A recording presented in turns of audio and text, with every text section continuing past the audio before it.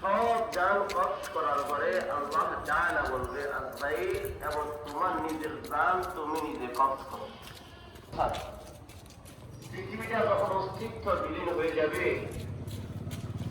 আর এই পৃথিবীর গুলা যতগুলো মসজিদ আছে মসজিদের এই জায়গাগুলা কাবা শরীফের সাথে কার সাথে লাগবে বলেন?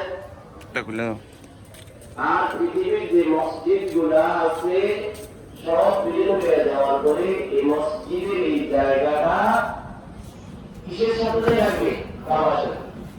আর কাবা শরীফ সরাসরি ইঞ্জিল অবস্থা আসছে মত এই অফিসে আপনার কোরআনের আইন